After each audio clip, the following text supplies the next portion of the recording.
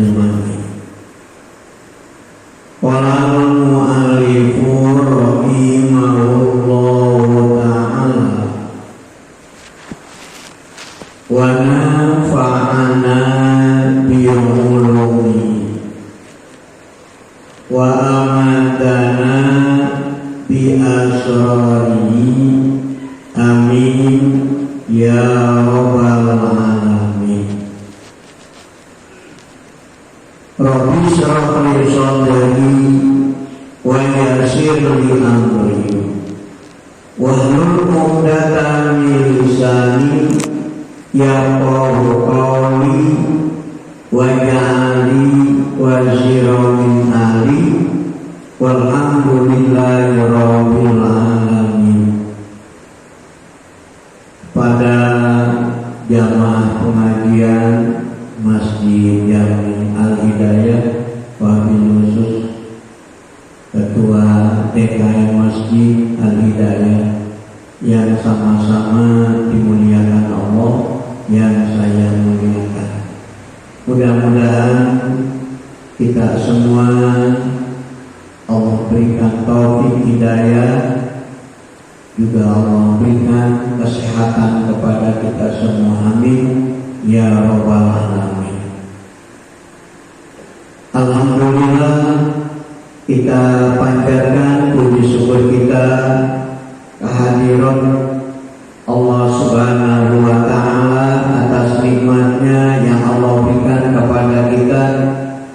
Alhamdulillah, pada malam ini Allah berikan nikmat sehat kepada kita sehingga kita dapat bersama-sama kumpul di Masjid Jami ini, dan kita alhamdulillah sudah bersama-sama melaksanakan sholat Isya beserta berjamaah. Sholawat beserta salam mudah-mudahan Allah sampaikan kepada junjungan Nabi kita Muhammad Sallallahu Alaihi Wasallam beserta keluarganya, sahabat-sahabatnya, dan pengikut-pengikutnya. Umumnya muslimin wal muslimat, khususnya kita yang hadir di Masjid Jami ini. Insya Allah pengajian yang kita haji ini yaitu masalah fikih. Kita akan membahas, di sini dijelaskan yukrahu naum ba'da dukhuli waqti sholati wa qabla fa'liha. Yukrahu dimakruhkan, anaumu tidur, ba'da dukhuli waqti sholat tidurnya setelah masuk waktu untuk mengerjakan sholat. Wa qabla fa'liha, tapi belum mengerjakan sholat. Di mana hai sultana, kalau sekira-kiranya orang ini yakin al-istiqomah bahwa dia akan bangun tidur qabla dhairi, sebelum waktu sholat itu habis. Setelah waktu masuk sholat belum mengerjakan sholat, tapi kita yakin sebelum waktu ini kita sudah bangun. Bagaimana kalau tidur? Nah, ini hukumnya makruh. Ini sholat apa? Sholat Isya dan yang lainnya. Sholat subuh, sholat zuhur, asar, maghrib, isya, sudah masuk waktu untuk mengerjakan sholat, kita belum mengerjakan sholat, malah ditunda dengan tidur. Tapi kita yakin sebelum waktu ini habis kita udah bangun, itu tidurnya hukumnya makruh. Contoh misalnya, kita sudah masuk waktu untuk melaksanakan sholat isya. Kirinya pada kita alhamdulillah udah ada panggilan sholat. Begitu azan, jelas ini sudah masuk waktu. Gak mungkin muadzin azan kalau belum waktu, kecuali azan karena ada angin besar kali itu mah. Sebab azan itu disunahkan azan bukan karena mau sholat aja. Ada angin besar supaya kita selamat, nggak ada masalah. Kan angin makhluk Allah, mau angin besar mau apa, yang penting kita selamat. Azan itu disunahkan azan. Ada api besar, nah itu sunnah azan. Ada gunung besar, sunnah azan. Jadi banyak tuh yang disunahkan azan. Atau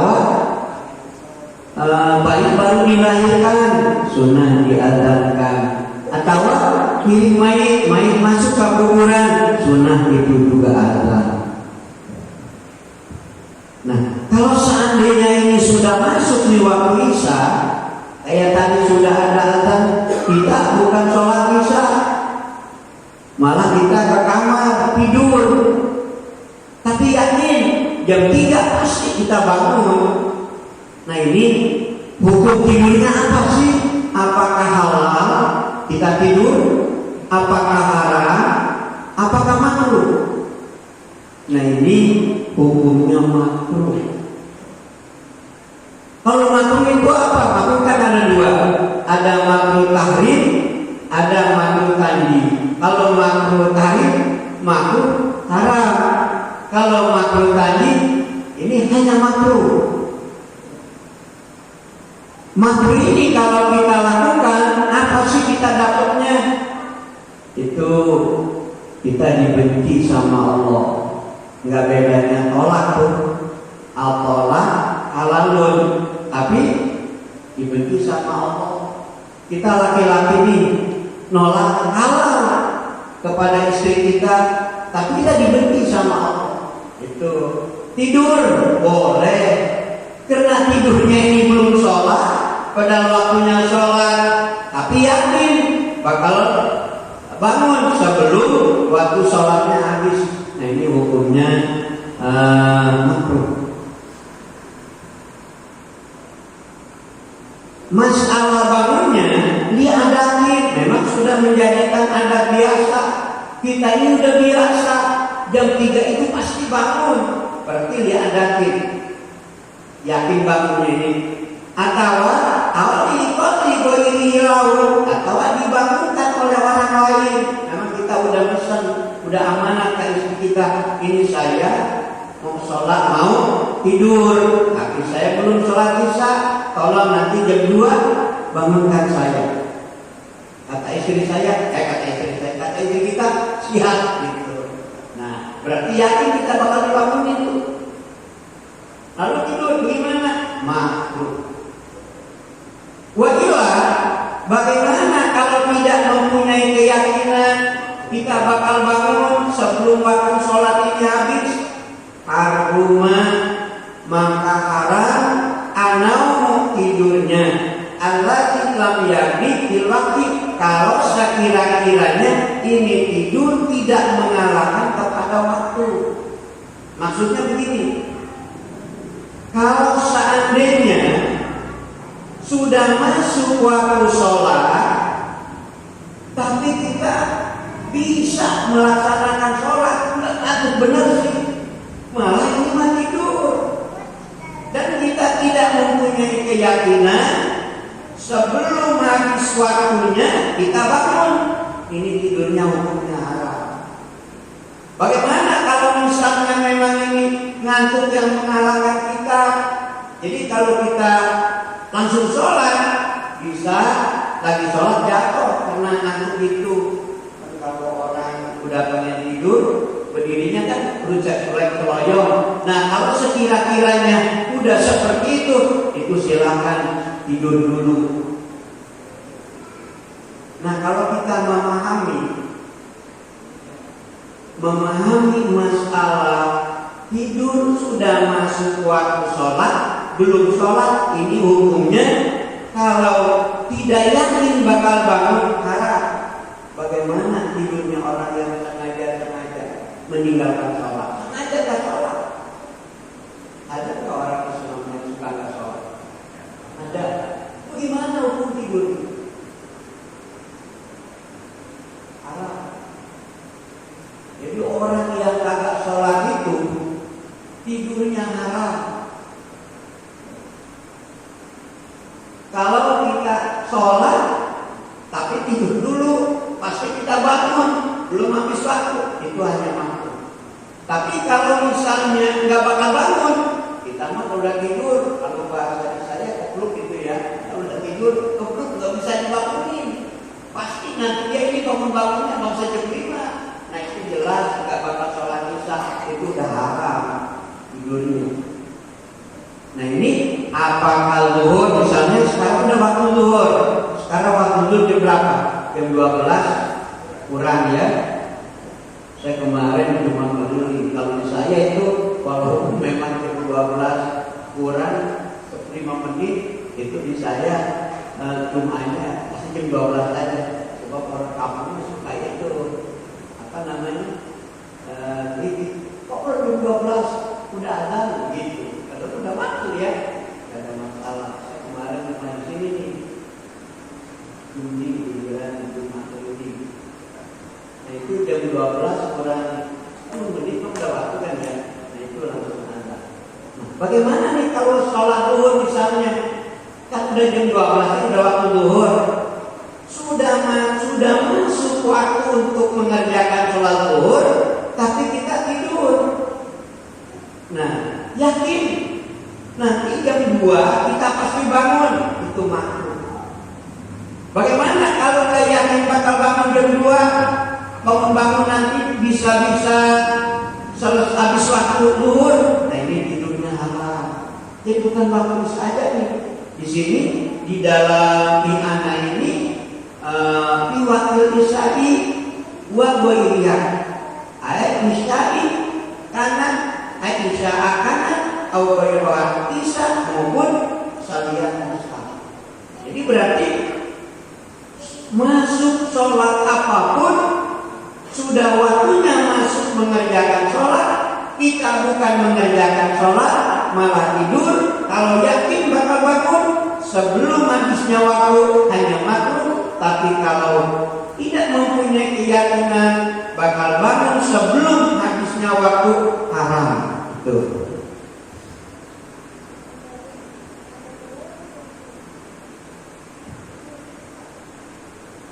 Apa sebabnya? Di sini dijelaskan. Makanya kita ini ngebangun orang yang tidur tergantung. Di sini dijelaskan yusanu disunahkan. Iqamuna ini membangunkan orang yang tidur. Tujuannya di sholat karena sholat. Jadi kalau sudah terutama ini sholat subuh ya. Jadi di mana sudah masuk untuk melaksanakan sholat subuh, nah ini bagi biasanya kalau yang bangun duluan di masjid siapa tuh? Merebut masjid biasanya ya. Nah ini sunnah bagi merebut masjid membangunkan lingkungannya untuk melaksanakan sholat subuh. Di mana in alima annahu, kalau dia tahu bahwa orang yang tidurnya ini ghairu muta'addin binaumi, tidak sengaja tidurnya. Nah, terutama begini. Misalnya kita masuk ke masjid. Di masjid ini ada orang yang lagi tidur. Ini sudah waktunya mengerjakan sholat. Kita tahu orang ini belum sholat. Nah ini kita disunahkan untuk membangunkan orang yang tidur ini. Bagaimana kalau dia memang disengaja tidurnya, bukan karena ketiduran? Itu bukan sunnah lagi, wajib. Jadi kalau kita tahu orang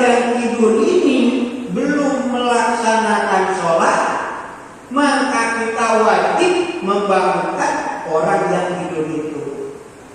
Nah, jadi kalau kita ambil hukum, seandainya kita jadi merawat masjid, pas begitu masuk waktu subuh, nah kalau belum waktu subuh, belum disunahkan membangunkan.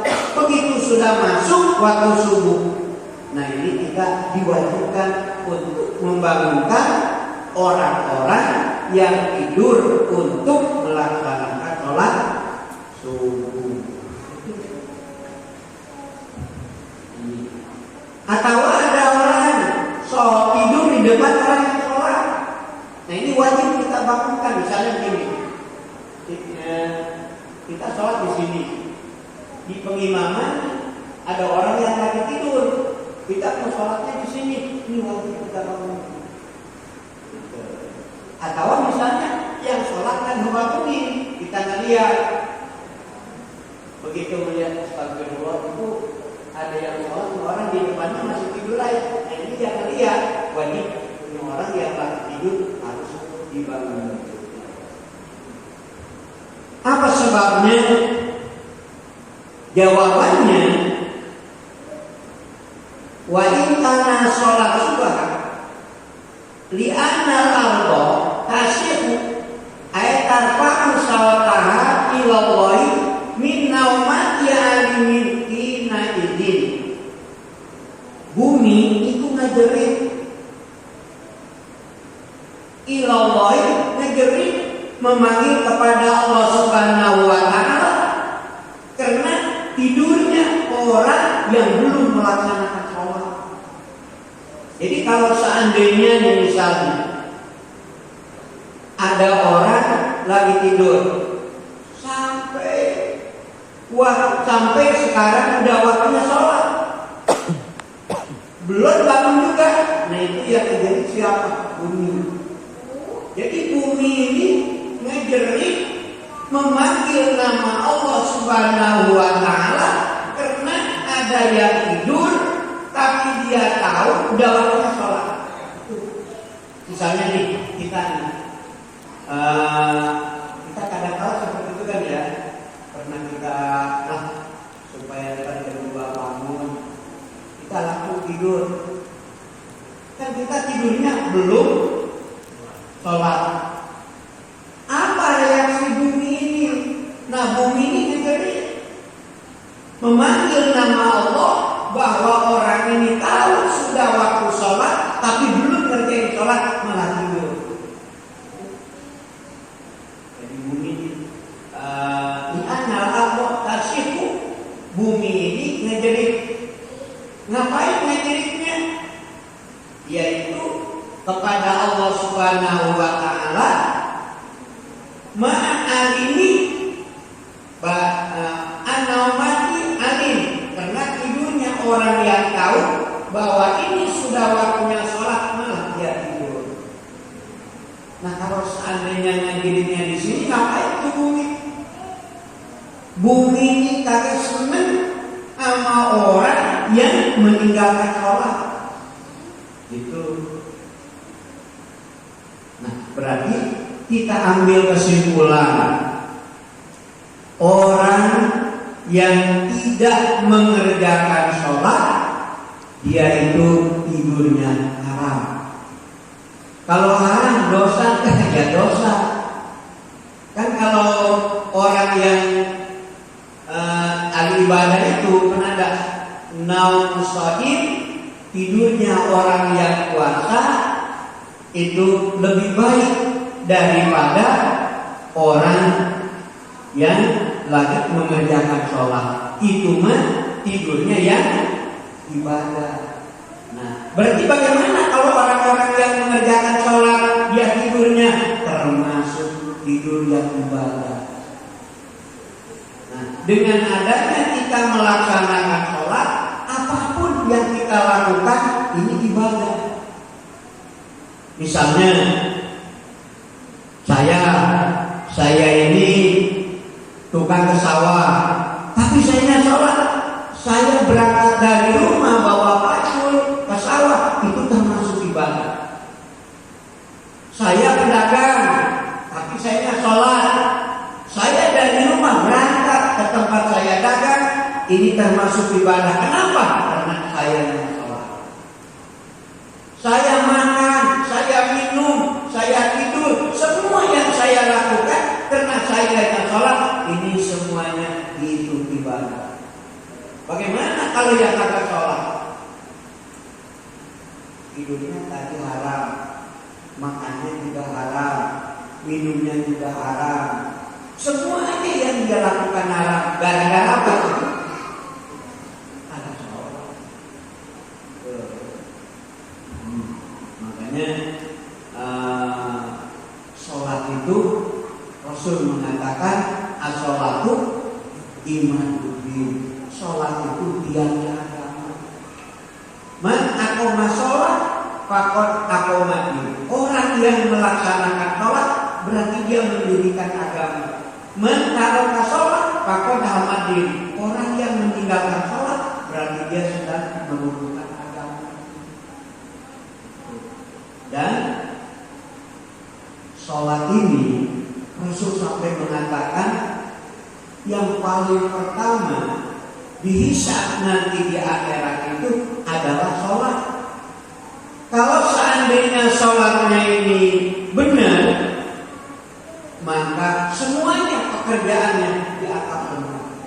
Kalau sholatnya ini dianggap salah, maka seluruh pekerjaannya dianggap salah. Kalau kita nanti dihisab, begitu dilihat zuhurnya sholat, asarnya sholat, maghrib sholat, isya sholat, subuh sholat. Jadi mulai balik sampai dia meninggal dunia tidak ada sholat yang ditinggalkan. Udah, puasanya dianggap benar. Kalau dia haji juga hajinya dianggap benar. Kalau dia umroh juga umrohnya dianggap benar. Dia zakat-zakatnya dianggap benar. Pokok-pokok ibadah yang harus dilakukan oleh orang Islam dianggap benar kalau sholatnya benar dikerjakan. Nah, berarti sholat ini sangat penting, jangan sampai kita tinggalkan.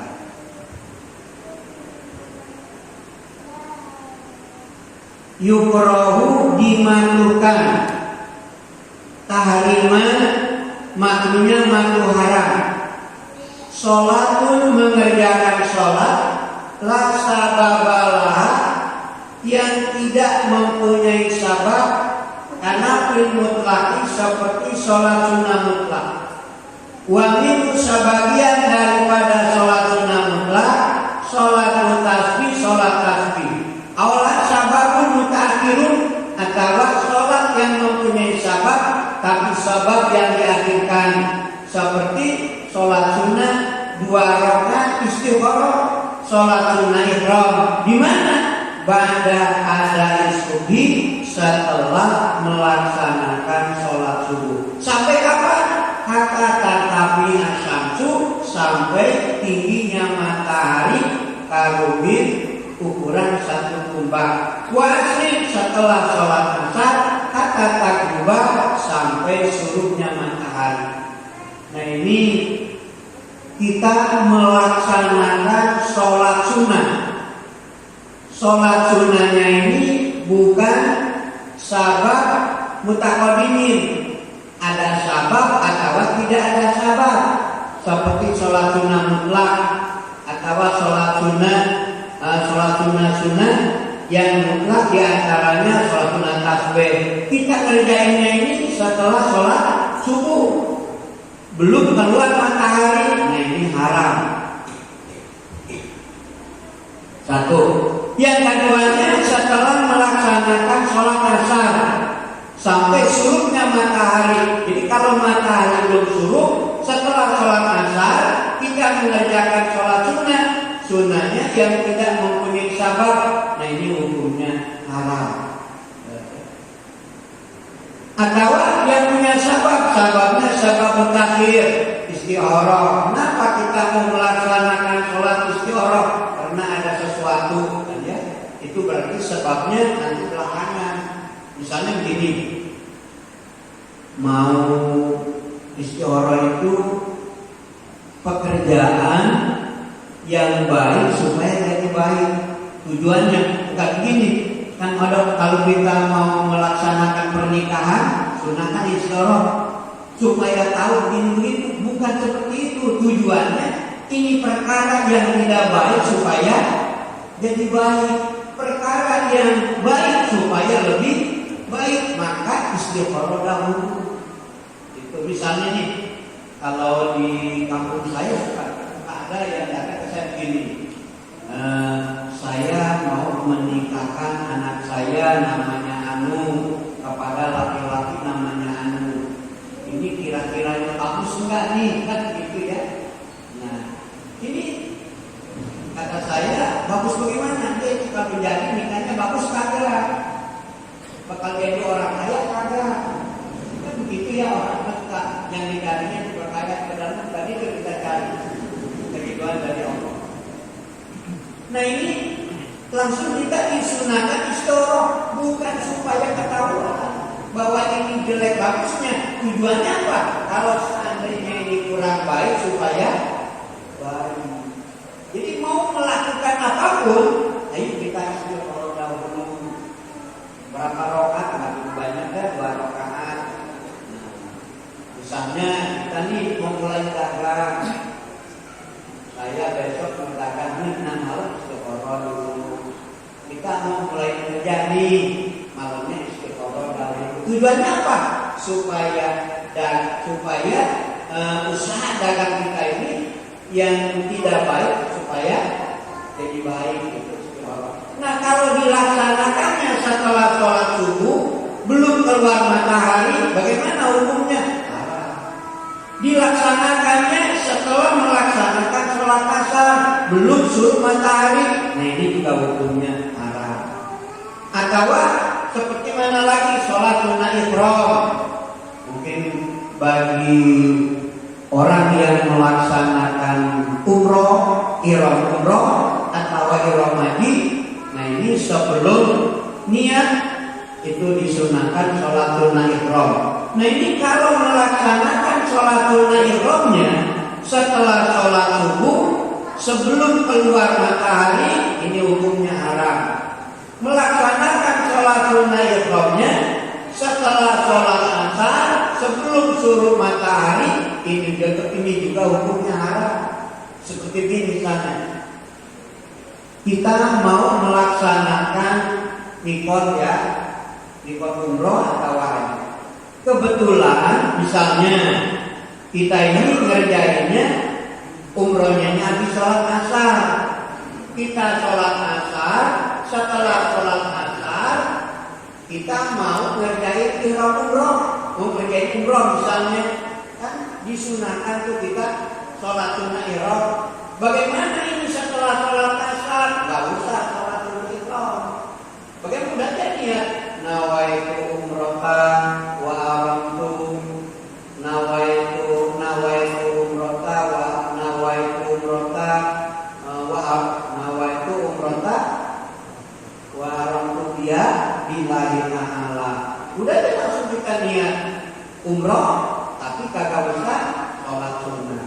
Atau setelah asar tadi, setelah subuh kan juga ada, kita berangkat misalnya dari hotel kita Kata Naim, pas sampai Kata Naim subuh, lalu kita melaksanakan sholat subuh. Setelah sholat subuh kita ada niat mau umroh, sholat sunnah ihram dulu. Nah ini hukumnya haram kalau belum keluar matahari.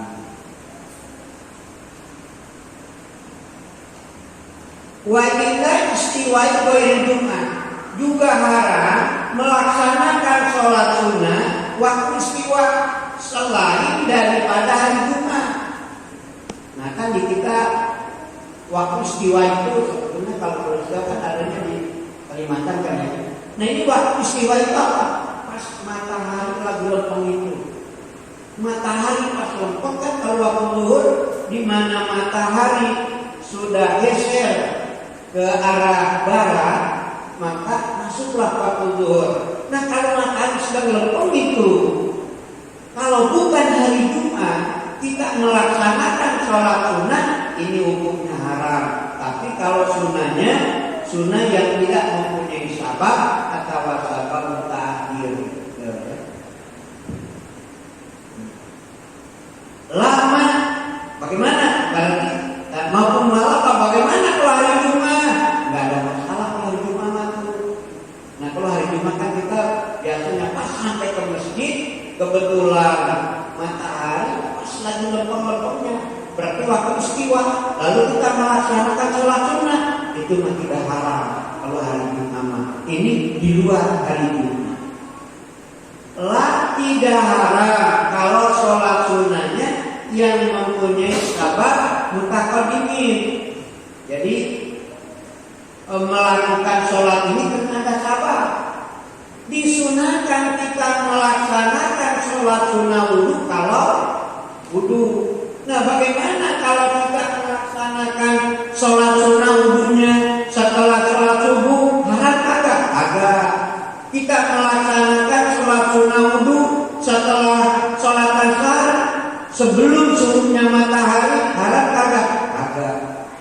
Atau sholat sunnah tahiyatul masjid, kita melaksanakan sholat sunnah tahiyatul masjid, apakah sholat sunnah dulu apa masuk dulu? Masuk dulu, itu namanya sabab mutaqaddimin.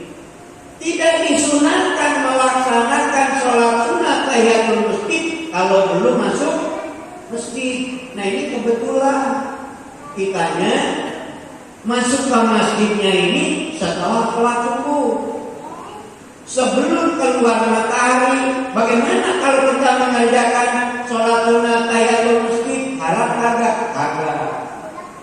Kita sudah sholat asar, masuk ke masjid, sunnah kita mengerjakan sholat sunnah tahiyatul masjid.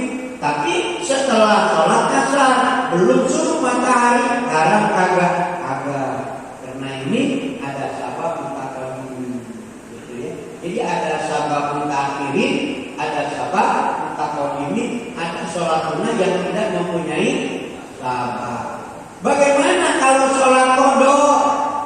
Setelah subuh kita qadha, boleh enggak? Boleh. Bagaimana kalau setelah sholat asar kita qadha, boleh kagak? Boleh. Enggak haram? Kagak. Nah mungkin ini yang saya bisa sampaikan, mudah-mudahan bisa dipahami apa yang saya sampaikan. Ada yang belum paham bahasa saya, silakan. Atur atas ilmunya. Semoga dunia kita di majelis ilmu ini sebagai khotimah dunia kita kelak bersama Rasulullah di surganya Allah. Amin. Jamaah, ada yang mau ditanyakan seputar topik atau penjelasan topik? Monggo.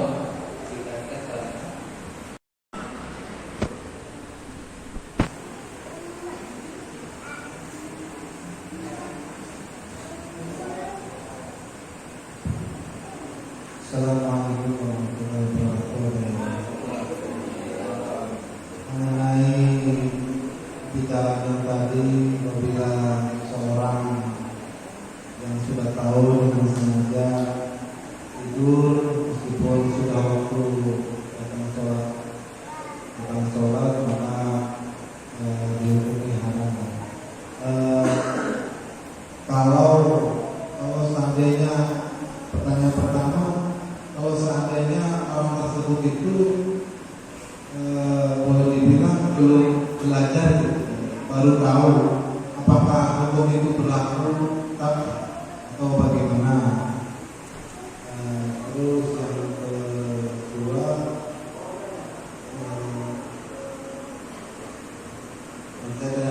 yang pertama itu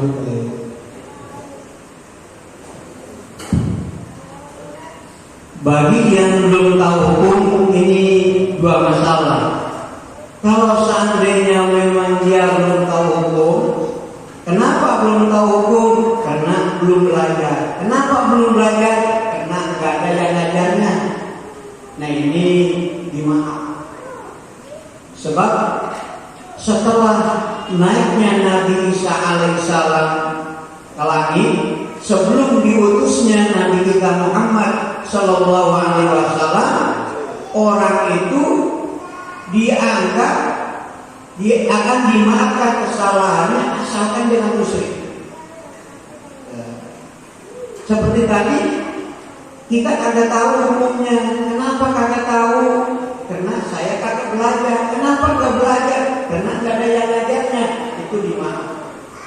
Tapi kalau memang kagak tahu karena nggak mau belajar, kenapa nggak belajar? Males. Yang ngajar nggak ada. Tapi saya nggak mau belajar. Itu majelis dosa. Dosanya kenapa? Ya karena kan harus belajar. Pas lalu anak ini ikutum datang lalu. Dan udah tahu, udah kasih tahu. Wa qad akhrajakum min butuni ummahatikum la ta'lamuna syai'an. Allah mengeluarkan kita dari rahim ibu kita nggak tahu apa-apa. Nah, bagaimana supaya tahu? Allah sudah jelaskan mas'alu an al-dini ikutum la ta'lamuna, mau belajar kepada orang yang Alhamdulillah sih kebetulan saya juga baru tahu sekarang. Ini sama ya, yang diduluin masih malam. Iya. Jadi kalau yang kedua apa ya? Yang kedua maaf. Saya pernah ke tempat ziarah. Di situ berkumpul ziarah dan setelahnya kan masjid. Itu kebetulan ada suara azan. Kan berarti kan waktunya sholat. Nah itu ada peziarah itu malah masih berzikir gitu di tempat ziarah. Nah itu kan berarti kita diwajibkan ya hukumnya, diwajibkan untuk menggol gitu ya. Tapi kan karena saya tidak tahu, enak ya biar saja gitu kan.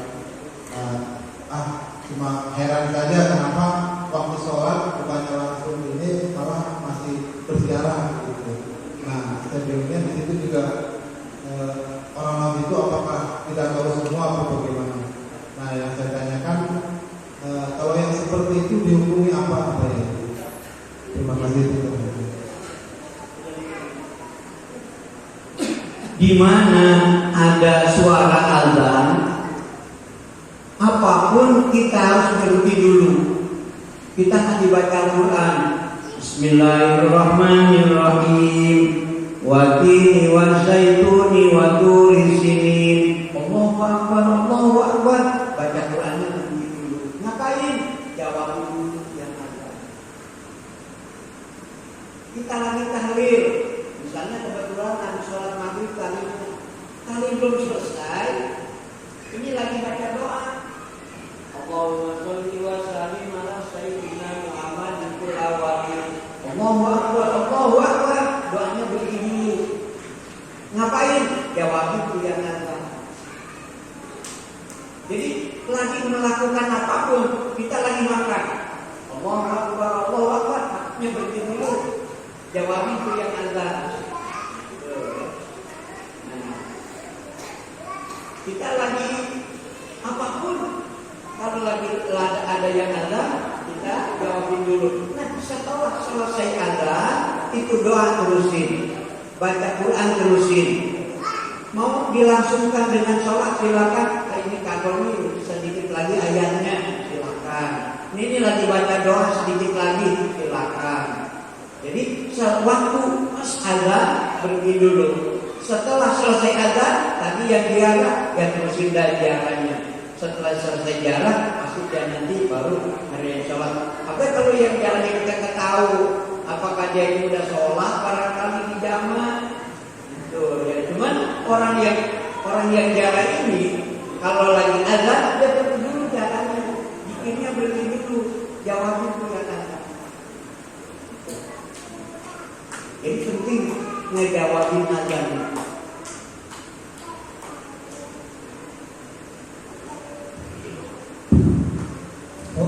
Bertanya Pak Kiai tentang sholat sunnah. Tentang sholat sunnah witir, apakah lebih bagus setelah isya atau setelah sholat tahajud? Witir. Ini witir ada dua cara ya. Ada witir yang dikerjakan setelah sholat isya, ada witir setelah tahajud. Nah ini tergantung orangnya. Sebab dicontohkan dengan sahabat Nabi Sayyidina Umar dan Sayyidina Ali, witir dulu baru tahajud. Dilaporkan ke Rasulullah karena Sayyidina Umar sama Sayyidina Ali ini termasuk orang yang kuat. Sayyidina Abu Bakar dan Sayyidina Utsman, dia ini witir dulu baru tahajud. Kenapa? Dia khawatir kalau tidur dulu baru tahajud witir, takut kemablasan tidurnya. Nah, akhir kemudian sahabat menanyakan, ya Rasul, mana yang benar? Abu Bakar dan Sayyidina Utsman witir dulu tidur, malam baru dia bangun tahajud. Sayyidina Ali dan Sayyidina Umar, beliau ini setelah sholat isya tidak mengerjakan witir, tidur, bangun dia tahajud baru witir. Mana ya Rasul yang benar? Kata Rasul, apa jawabnya? Dua-duanya benar. Ashabi kami itu, sahabat saya itu bagaikan bintang, fakta dari tubuh ikutin oleh kamu. Jadi tergantung kita. Saya mah sengaja witirnya tahajud, pasti saya mau bakal witir. Karena saya mau bangun, udah biasa jam 3 itu bangun. Nah, gimana nanti jam 3 bangun, kita tahajud dulu baru witir. Saya mah biasanya kalau tidur itu nggak perlu bangun, suka biasa bangun ini kalau mendengar azan subuh, itu mah bikin dulu dah. Kalau misalnya alhamdulillah sebelum subuh bangun berarti dia bisa tahajud. Jadi yang diambil yang yakin bakal terjadi. Kalau kira-kiranya kita witirnya setelah tahajud yakin bakal dikerjakan, itu bagus witir setelah tahajud. Tapi kalau kita yakin witir ini kalau kita mengerjakannya setelah tahajud takut nggak dikerjain, ya udah witirnya setelah sholat isya. Kan memang ada keterangan akhir sholat dengan witir. Tapi kita bisa mengambil dua ya, mau pakai Sayyidina Ali, Sayyidina Umar, itu yang kuat memang, itu yang bagus. Nah, saya mau mengikuti Abu Bakar sama Sayyidina Utsman daripada kalau saya witir enggak, tahajud enggak, mendingan mikir dari bisa. Nah ini witir paling banyak 11 rakaat seperti yang dikerjakan oleh Nabi kita Muhammad Sallallahu Alaihi Wasallam. Nabi kita ini sampai wafat di bulan Ramadan dan di luar bulan Ramadan witirnya tidak asar 11 rakaat. Tapi Rasul mengatakan yang penting istiqomah. Jangan begini, hari ini kita witir 11 rakaat, 3 bulan nggak witir-witir. Mendingan witir 3 rakaat tapi setiap malam witir. Atau kalau misalnya tahajud nih, kita tahajud dulu. Wah ini kalau witir 3 rakaat kehabisan waktu nih, subuhnya bisa witir pada waktu subuh udah habis 1 rakaat. Yang penting yang gantinya.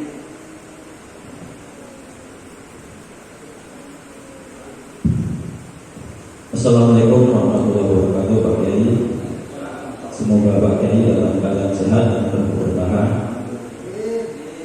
Di sini kami akan menanyakan salah satu pahala yang akan terus mengalir apabila orang meninggal itu amal jariah. Salah satunya yang ingin saya tanyakan, apakah beda antara amal jariah, infak serta sedekah? Seandainya itu berbeda, prioritas mana yang dahulu yang kita laksanakan? Jadi yang mana dulu? Ada apa perbedaannya itu Pak Kiai? Terima kasih. Assalamualaikum warahmatullahi wabarakatuh. Waalaikumsalam warahmatullahi wabarakatuh. Di antaranya ada 4 pekerjaan yang menyelamatkan kita di alam kubur. Yang pertama sedekah. Yang di Al-Quran sudah dijelaskan. Kalau seandainya engkau ya Allah mengakhirkan ajal saya fa'asaddaku wa aku minas sholihin, saya akan bersedekah. Jadi kita ini pas begitu meninggal dunia, apa yang kita ingetin itu sedekah. Jadi sedekah itu termasuk infak kan ya. Nah, di sini infak, bahkan di dalam ayat Al-Qur'an juga lan tanalu birra hatta tunfiqu mimma tuhibbun. Jadi apa yang kita senangi tidak ada kebaikan kecuali kita infakkan. Tapi kalau muslim mah jangan. Waktu kita ada sahabat Rasul, sahabat Muhajirin sama sahabat Ansor, namanya sama Abdurrahman. Nah, ini Abdurrahman sahabat Muhajirin terkaya di Mekah itu. Karena dia hijrah ke Madinah, dunianya habis tuh. Maksudnya dunianya nggak suka dibawa. Jadi dia orang miskin. Ada Abdurrahman sahabat Ansor kaya. Dia istrinya juga 3, dunianya banyak. Sampai istrinya dia tawari Abdurrahman ini, kalau seandainya kau mau Abdurrahman, itu istri saya akan saya kasih. Tapi kata Rasul, jangan istrimu. Jadi kalau mau, jadi kita apa yang kita sayangi, motor nggak ada artinya. Kalau motor itu nggak disedekahin sama kita, nggak diinfakkan. Jadi kalau punya motor 5, sedekahnya 1 ke masjid. Lantana biro kata tuh mimma tuhibun. Jadi mimma tuhibun itu yang kita senangi. Nah, jadi mal itu kalau ingin ada kebaikannya, jadi kita sedekahkan. Jadi orang yang bangun dari kuburan atau orang yang masuk ke kuburan itu dia ingin bersedekah dan ingin jadi orang yang soleh. Yang soleh itu jelas orang-orang yang beramal soleh pasti jadi soleh. Itu jadi sedekah. Maksudnya sedekah apa aja itu? Kalau sedekah wajib yang dikerjakan. Berarti kalau sedekah itu termasuk amal jariah ya Pak Jadi? Ya sedekah kalau jariah itu kalau kita niatnya jariah jadi jariah. Jadi nggak semuanya sedekah jadi jariah. Sedekah jariah itu diantaranya ada 10 ya. Seperti kita sedekah jariah ke masjid, ke pesantren, ke majlis taklim, atau wakil miskin, kita niatinnya sedekah jariah. Bagaimana? Nah ini di dalam fikih itu la yasul waqu ila billahi, tidak sah sedekah jariahnya kecuali dengan diucapkan. Jadi tidak cukup dengan niat. Ini saya sedekah jariah. Nah ini saya sedekah jariah. Kudu gitu. Ini misalnya duit yang 100.000 saya sedekah jariah. Ini duit 1 juta saya sedekahkan sedekah jariah. Maka itu jadi sedekah jariah. Kalau seandainya kita memberikan sedekah baik ke masjid, di luar masjid, tidak diniatkan sedekah jariah, itu bukan sedekah jariah, sedekah biasa. Nah, masalah sedekah bagusan yang mana sih? Tergantung. Kalau seandainya misalnya orang ini fakir benar, apa mending sedekah jariah apa sedekah biasa? Ini lebih baik sedekah biasa. Sebab orang yang fakir ini sangat membutuhkan. Misalnya begini, saya sedekah jariah motor, kan nggak boleh motornya dijual. Motor paling hanya dimanfaatkan untuk nyari duit. Boleh pakai nyari duit, duitnya dipakai bisa orang ini. Tapi kalau sedekah biasa, ini saya sedekah biasa, bukan sedekah jariah, karena butuh benar nih orang ini, udah langsung motornya dijual. Boleh nggak? Boleh. Saya sedekah tanah, sedekah jariah, tanahnya nggak boleh dijual. Penghasilannya silakan, kan lama. Kalau misalnya orang yang sangat butuh, kalau misalnya ini harus ditanemin kangkung dulu lama kan hasilnya, ditanemin padi dulu lama. Tapi kalau sedekah biasa, saya butuh duit sekarang, bisa kan langsung dijual. Kalau wakaf kan al-waqfu la yuba'u wa la yuhabu wa la yurasu. Wakafannya itu la yuba'u tidak boleh dijual, wa la yuhabu tidak boleh dihibatkan, wa la yurasu tidak boleh diwariskan. Jadi bedanya bagaimana? Bilafdi. Kalau tidak ada kata-kata sedekah jariyah berarti bukan sedekah jariyah. Kalau ada kata-kata sedekah jariyah baru sedekah jariyah. Misalnya nih, saya masukin kotak ke masjid, nggak ngomong sedekah jariyah, itu bukan sedekah jariyah, sedekah biasa walaupun ke masjid. Saya sedekah ke fakir miskin, ini saya sedekah motor, sedekah jariyah, walaupun ini fakir miskin, hukumnya sedekah jariyah. Jadi layasul waktu ila bila di bagaimana ucapan kita. Kalau ucapannya sedekah jariyah, jadi sedekah jariyah. Kalau ucapannya tidak ada sedekah jariyah, berarti sedekah biasa.